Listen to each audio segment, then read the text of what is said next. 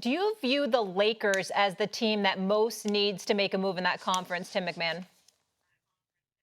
Absolutely. Listen, it's no secret. They tried to get Mark Williams until they changed their mind. Luka Doncic needs a lob threat. He needs a pick and roll partner. He needs a rim protector. And if you don't believe me, ask Rudy Gobert, who looked like Wilt Chamberlain while bouncing the Lakers from the playoffs in Game 5 of the first round. So there's a glaring void in the middle of that Lakers starting lineup. They know it, and they absolutely have to address that this summer. Tim? I mean, I would certainly agree. They obviously have to get a center. The only other team I would argue needs to make a move is the Denver Nuggets, a team that we saw push the Thunder to 7 games with a very weak bench, with Aaron Gordon hurt by the end of that series. If they can add some depth around Nikola Jokic, the inevitable force that he is, they might be a team that can get back to the finals and win another title. But yeah, look, to go back to the beginning of the show, if the Lakers are going to be the team that Markieff Morris wants them to be, and to be a team that's a championship contending team, they have to make multiple moves. They got to get a center. They got to get shooting. They got to get some perimeter defense. If they can do all that stuff with LeBron James, with Luka Doncic, with Austin Reeves, then yeah, they're a team that could be a force in the West. But they've got a lot of work to do to get to that point. To Shams' point, they've got to go get a big somewhere, whether it's trade or free agency, over the next week or two, and then we can look at what they do after that to see just how high up the West Standings they can Keith, go. I know you want to get in here. I mean, yeah, the Lakers does need a center, and to come back on Tim, man, the guy had one good game. He wasn't looking like nothing. He had one good game that entire series. I don't even think he scored more than 10 points any other game in that series. But if you ask me, I would think it's the Golden State Warriors, right? I don't think too many people are talking about that.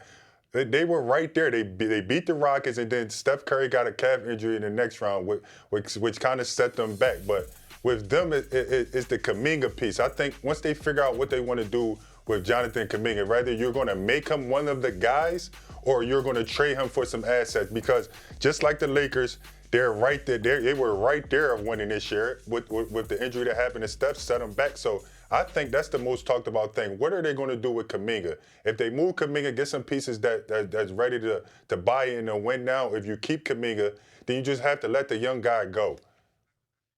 Shams, I want to know from you, where are the Warriors in all this? That's the big domino there, Jonathan Kuminga. Either retaining him, and the Warriors are comfortable bringing him back at a particular number potentially, but they are also open-minded that this could end up in a sign and trade. And one team to keep an eye on for Jonathan Kuminga is the Miami Heat. I'm told they are expected to be a potential suitor for him. They missed out on Kevin Durant. Yeah. And so you look out into the wing marketplace. What wing can you go get? And they do look at Jonathan Kuminga potentially there. So is there a deal to be had come July 1 in free agency? And what does that net the Warriors? Because clearly Jonathan Kuminga feels he's ready for an improved role, feels he's ready to go somewhere else and be one of the top 3 options on any given night. And so you think about Miami, Pat Riley. I want to talk about Miami. I know I'm calling an audible here, but let's lock in on Miami for a second. Let's talk about it. Let's do it. Yeah, what is Miami trying to do? What do they need to do? What are you hearing? They went after Kevin Durant. They made multiple offers, but there was a price threshold that they stopped at, right? And why? If they had put in, that seems to be the history. If they had put in essentially Nikola Jovic, Jaime Jaquez Jr., Haywood Highsmith, a first-round pick, an additional asset, I'm told that deal gets them closer to getting Kevin Durant. But it was always, we'll do a couple of these, and then one guy was just too much potentially. And so, for right or wrong, they had set a price threshold for themselves in those conversations. And so now they lose out on Kevin Durant, and you look into the marketplace with Jonathan Kuminga. Do you think losing out on Kevin Durant is partly in hopes of getting a guy like Giannis? And then, Keith, I saw you shaking your head. I'll come to you in a bit. I mean, I don't know if they have the pieces for Giannis Antetokounmpo, and that's a whole nother topic. Like, that's a situation where it's not going to be at the draft. It's not going to be during free agency. Giannis Antetokounmpo has played in Milwaukee for 12 years. He's built up a ton of equity there. They have to see what they can do during these periods of the draft and free agency, and he's going to sit back. He's going to observe and see, and eventually later in the summer, I expect there to be some level of a resolution there. Molly, do you want to know why? Do you want to know why the Heat didn't go all in on Kevin Durant? Please because they lost by 1,000,000 points to the Cleveland Cavaliers in the first round of the playoffs as a play-in team, as a 10 seed. Right? To Shams' point, they had to have some level of prudence on looking at their team and saying, what are we as a team? Are we a team that's a real contender in the Eastern Conference, even with these injuries, or are we a team that's a play-in team? I mean, they've been a play-in team the last several years in a row. Yes, they had made some deep runs in the playoffs, but this is not a team where you can look at it and say they're a Kevin Durant away from being a real threat. So while they already are out assets, it didn't make sense to give up everything they could get. So yeah, if they could get Kevin Durant on a discount, sure. But the fact that they couldn't, they had to sit and wait and see what else they could do, whether it is Giannis or some other stuff in the future, whether it's Jonathan Kuminga, a young guy to go with Bam Adebayo and Tyler Hero. But it didn't make sense for them to push all their chips into Kevin Durant to be the 6 or 7 seed. They do have two players, though, in Tyler Hero, Bam Adebayo, that understand they need help and they probably need another piece. So how, in free agency or the trade market, how do they go and address that? Keith? Well, they do need other pieces, but Tim, those pieces, and no disrespect to those guys, those pieces they were moving for Kevin Durant, the names that Sham just said, I'm doing that 20 out of 20 times. Like I said, no disrespect, but Jaime Jaquez and Hayward Highsmith in the first-round pick for 2-time MVP, 15-time All-Star, 25,000 points, and still getting better in his career. I'm doing that, and I'm doing that every day of the week. Also, what the East is going to look like next year.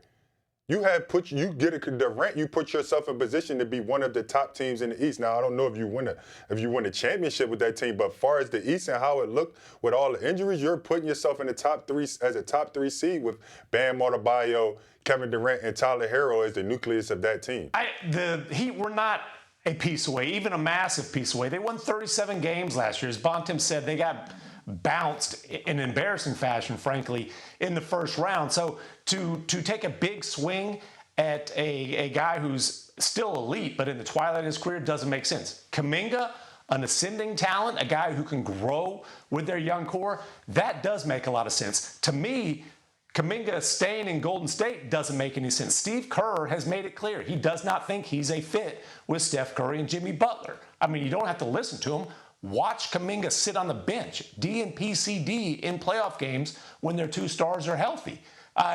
The fit isn't there with Golden State. They need to turn him into pieces that complement their 2 stars and give Kuminga a chance to spread his wings. He does not want to be a role player. He does not want to fit in. He wants to have a chance to spread his wings. If Miami's willing to give him a chance, to me it makes sense for everybody involved to work out a deal there. Winning MVP, Finals MVP, the scoring title, and the championship. SGA is reflecting on an epic season that not all thought would end this way. In part, on social media, SGA posted, predicted our downfall every step of the way, and when we succeeded, they acted like it was expected. Little reflection there from Shea. Are we buying, Tim Bontemps, that OKC was doubted during their run? Absolutely. I mean, I'm sure Shams heard the same stuff. You talk to people around the league all season. There were questions throughout the year about, are the Oklahoma City Thunder actually good enough to go through the playoffs to win the 16 games required to win the championship? They were doubted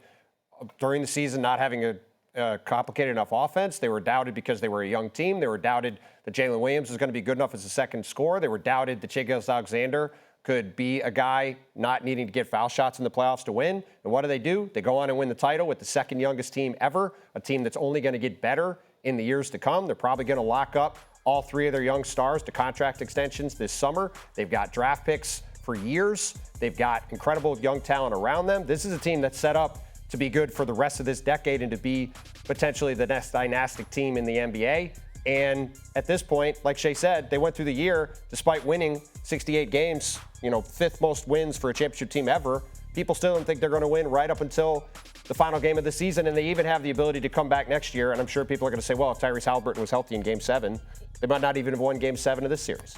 Tim, you make a really strong case. I need to bring in an enforcer right now in Markieff Morris because I don't know if I live in a first take bubble, and that's the problem, and I just have Kendrick Perkins ringing in my ear. Perk is certainly the biggest champion of the Thunder. So. But I felt like everyone felt like the Thunder were going out of the West. That was the foregone conclusion. The East we were uncertain about. Actually, I'm coming to you, MacMahon. I see you shaking your head. No, there was doubt. There was a lot of doubt. Despite the fact that the Thunder, by the way, set the NBA record for point differential in a season. But you talk to people around the West, and you heard Wendy telling you, Like, there was people saying, hey, the West is wide open. They're not all that. I mean, Draymond Green, 4-time champion, future Hall of Famer, is going on his podcast basically saying the Thunder ain't intimidating anybody. Look at those bunch of nerdy Boy Scouts doing their little post-game kumbaya interviews. Their toughness was questioned despite the fact that they had the best defense in the league by a wide margin. We're forcing turnovers unlike anything we've seen in recent history. There was absolutely doubt about their toughness, about their experience, and yes, they got through the finish line, and now, Shea can have all the IG posts that he wants because he's absolutely right. There wasn't a lot of belief in them until they hoisted that trophy. Keith, did you enjoy that poem? Yeah, for sure, because I agree with him. Once they got to the finals, it was a little bit of doubt just because of how up and down the finals was, but even my brother said he didn't think they was going to win, and rightfully so, right? They were a young team. You did not know what you were going to get, but I told them if they made it to the second round, that they were going to win, right? Because of the way the league is set up, right? If they don't have to play older teams that are battle tested, other than the Nuggets, and they had the team that was primed to win. The numbers show defense always win championships, and that's what they did, right? They controlled their whole destiny of getting to the championship, and they made a lot of noise. All right, Shams, I'm giving you the final word on this and everything because I'm told you have to go after this. So if you want to drop any bombs before you leave, go for it. I wish I had The floor is yours. I wish I had something good for you right now. Okay, you can text me in the second hour if anything comes up. But I think human nature is until someone does it, they're always going to be doubted. Of course. And so there's teams like Boston that everyone trusted more coming into the year. But I don't want to give the Oklahoma City Thunder motivation now, but everyone in the league will be preparing for them next year. Everyone will have the target set on them next season. So whatever they were feeling going into this year, feeling doubt and all that, next year, the pressure, the expectations, that's what starts. And I think they're so level-headed there, though, in Oklahoma City. If there's an organization, if there's a team that can withstand all of that outside stuff, it's them. Right. First round of the NBA draft is in the books, and to no one's surprise, the Mavs selected Cooper Flagg with the #1 pick overall. Flagg joins a Dallas team loaded with all-stars that is just 1 year removed from a trip to the finals. It's been a busy week for the state of Texas, with Kevin Durant being traded to the Rockets on Sunday, followed by the Mavericks and Spurs selecting Cooper Flagg and Dylan Harper first and second in the draft, respectively. Keith, which is the more intriguing team next season, Mavs, Spurs, or Rockets? It's definitely going to be the Mavs because they're in prime position to win, right? They are a backup point guard away, and once Kyrie Irving gets healthy, right? They have a lot of guys, right? You go down the line. That's why I'm saying adding a Cooper Flagg to this team. Like I said, you have still haven't been mentioned Klay Thompson. You have Caleb Martin. You have Najee Marshall, P.J. Washington, Derek Lively. Like their top 10 players all can be starters on other teams. So that's why they're most intriguing to me, because once Kyrie get back and these guys are molded and they know what they need to do to win, the sky's the limit for the Mavericks. Tim? I mean, the Mavericks certainly have a lot of talent. We'll see if Kyrie Irving can play next year on this torn ACL. And I don't like the fact that they currently have no guards, basically, on the roster at all. I say they need a backup guard. I think they need multiple guys to handle the ball. I mean, Cooper Flagg might be serving as the team's point guard next year. So, to me, the answer to this question for next year is very simple. It's the Houston Rockets. I think they got a very good chance to be the second-best team in the Western Conference. Kevin Durant couldn't be a better fit for what they need. He essentially replaces Jalen Green on their team. It's a dramatic upgrade there. They've got Amen Thompson, Tari Eason, Jabari Smith. They can all easily take on the minutes that Dylan Brooks played on the wing. And look, the Spurs, obviously, Victor Wembanyama, hopefully he has no issues coming back from his deep vein thrombosis. They have a very interesting future with Dylan Harper, with him, with De'Aaron Fox they just traded for back in February. But the Rockets next year have a chance to be a true championship contender. Too many questions in Dallas for that to be the case. Same thing with San Antonio. MacMahon? Yeah, look, the Spurs might be third on the list here in terms of the standings next season, but to me, they are the most intriguing. And that's simply because we've not seen a talent really like Victor Wembanyama. When you talk about that kind of height, that kind of athleticism, that kind of skill set, that kind of competitiveness, and they're just beginning to build out the roster around him. Unfortunately, we really didn't get a feel for what the fit is with him and De'Aaron Fox. We get to see that partnership really try to develop some chemistry and unfold this year. You add Dylan Harper, a rookie guard with big-time potential to the mix. And I'm very curious to see, can the Spurs make a pretty significant leap past the play-in into the playoff mix in the Western Conference? And can Wemby make a leap into being an MVP type of player? Keith, do you have concerns about the point guard position in Dallas? I don't. I think they'll re-sign Dante Exum. He was injured the entire year. He had some familiarity with some of them guys, and then it's a veteran-led team. They don't really have too many younger players, so you can plug in a player with those guys they got. What are you gonna be doing? Coming up the pick and roll, hitting AD in the pocket all game, hitting Klay Thompson all pin downs. We don't really need you to do much, right? Because they have guys in position to be able to take on the bulk of the scoring. We just need you to hold down the fort until Kyrie Irving comes back. So when there's a lot of questions, I think the questions more so lean on the injuries, like are they going to be healthy? Because they have the players to be able to compete. Bontemps, talk to me about Wemby. What do you feel like we can expect from him? I mean, look, it's hard to put any ceilings. Our buddy Brian Windhorst likes to say, you don't want to put a ceiling on Victor Wembanyama, right? He has the ability to do things we've arguably never seen on a basketball court. But, I mean, look, for me next year, what I want to see is Victor to take the next step in terms of being, assuming he's healthy, a guy who's contending to be first-team All-NBA in the NBA. Last year, he was a runaway pick to win Defensive Player of the Year before he got hurt. He still, at times, is an inconsistent offensive player. He likes to float around at the three-point line. I'd like to see him get to the paint more.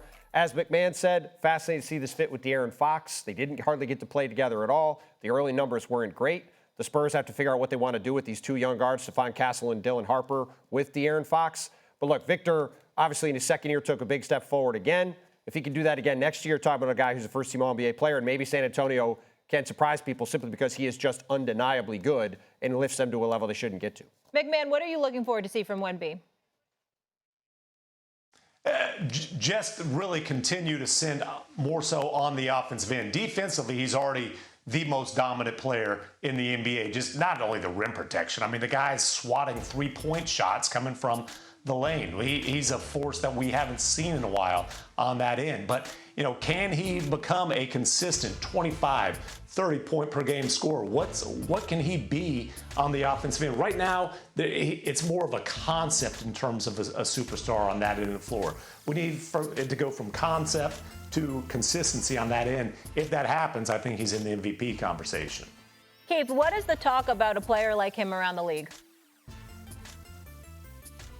It's funny because it'd be unbelievable just watching him. Just like, man, the guy that, you know, so tall that can move the way he does and do multiple things on the court, right? The main thing about me for him is just being able to make it through a season. I want him to be healthy and to get that get beat down and know what your body is going to do in the 82-game season, right? That's the most important thing to him because he has that slender build. You know, he missed a couple games this year. I just want him to be able to get through a year and just to see what it's like, you know, on his body and see what he has to do to keep improving. Yeah, all I know is it's a good time to be a Hoops fan in Texas, taking a little pressure off those Dallas Cowboys. Wanna try to boast at what I look like. Keep them down, try to wear, I pull up all brains. Jimmy with the heat, I'm on fire. It's NBA, ESPN.